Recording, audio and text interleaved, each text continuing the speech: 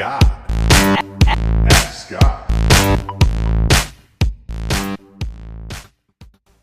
Hey Scott, my name's Rangan, all the way from Melbourne, Australia.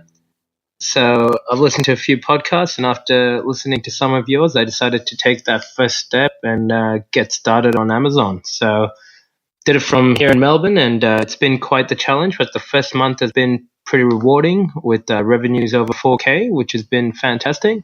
So just thought I'd drop you a line to say, hey, I've actually started a blog to start recording how my progress goes, and a few tips for people who are doing it from overseas. And it's called thesellerabroad.com. Look, check it out if you get a chance, or feel free to get in touch with myself for anything. The email address is s for Sam .GIRITHARAN4 Cheers, mate. Hey, Rangan, thank you so much for the question all the way from Australia. Wow, that is awesome. I really appreciate it. I hope I pronounced your name right. So I want to thank you first off. So everyone listening, this is not a question. This wasn't a question, but I do think that I want to address the international, obstacles that are out there, because there are different obstacles for international sellers. And I get these a lot. And I have a couple of resources that I always point them to. So now what I'm going to do is I'm going to point people to The Seller Abroad, the link that he just gave us. So it's thesellerabroad.com. I'll leave this link in the show notes for him. And I did look at it, and he gives pretty much a detailed couple of blog posts about what he had to do, some of the obstacles and all of that stuff. The other resource that I would point anyone to that has questions about being an international seller is a podcast episode that I did with Enon Sharon.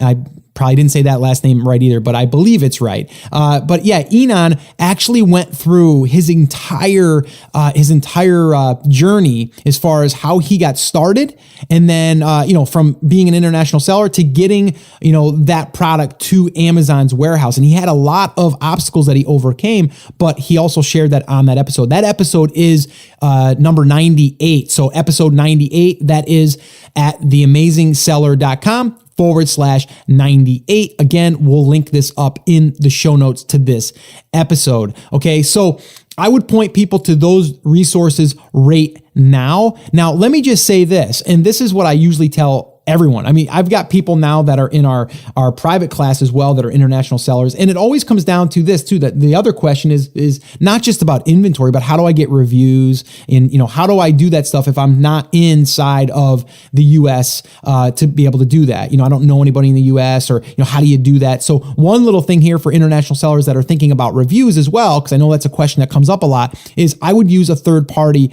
service. One that comes to mind that I always refer people to is Thomason.com. It's where bloggers will go to connect with sellers. And it doesn't matter if you're a seller that's in, let's say Australia, for example, as long as your product is selling in Amazon.com, they can purchase it through there and then leave you a review, an honest, ethical review within the terms of service. So that's, again, I just wanted to bring that up, even though that wasn't like a question in here, but international sellers, or ones that want to get started, they face that struggle as well. So I just wanted to point that out. And the only other thing that I would really point out is, and this is what international sellers have told me, is that yes, you will need some type of account here. You will need some type of banking here, because you're going to need to link that up inside of your Amazon account. So again, I may be wrong in that. That's why I would go back and listen to that episode. And I would also go check up thesellerabroad.com. And you can also most likely ask him questions through that particular blog. So again, just wanted to throw that out there, because I know there's a lot of international sellers out there that struggle or think that it's a struggle to get started. And there is obstacles that you'll face, but you can overcome them. If you guys want to submit a question, head over to theamazingseller.com/ask, and you can do that. I want to also, again, remind you guys, if you're brand new and this is your first time to the show, I want to welcome you. I love hanging out with you guys. This is just awesome to be able to virtually connect like this. And that's why I love the Ask Scott sessions. But if you are brand new and you're just getting your feet wet and you don't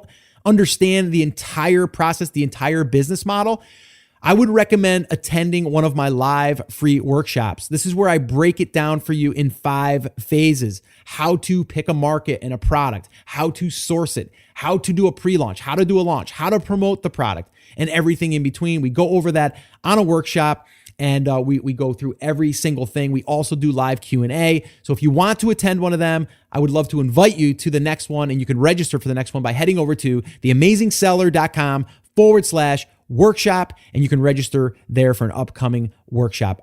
Well, hey there. Thank you so much for listening to that episode of Ask Scott. Now, that was just a highlight from one of our full episodes where I generally answer 3 to 4 questions on a podcast. If you want to go back and listen to all of the past archives of not just the Ask Scott session, but all of the full episodes where I do interviews with top Amazon sellers, people starting from scratch and building a business, if you want to listen to any of those episodes, head over to theamazingseller.com and you can find all of that over there. You can also find details there on how you can ask your own question and get it aired on an upcoming Ask Scott session and possibly see it here on YouTube or just on the podcast. All right, so definitely head over to theamazingseller.com. There's tons of resources over there for you to be able to build your e-commerce and Amazon business, so definitely go check that out. Now, I just wanted to remind you one thing before I let you go. There's a lot of information out there, and some of it is really, really good. What I want you to remember is you have to not just consume the information, you have to actually apply that information.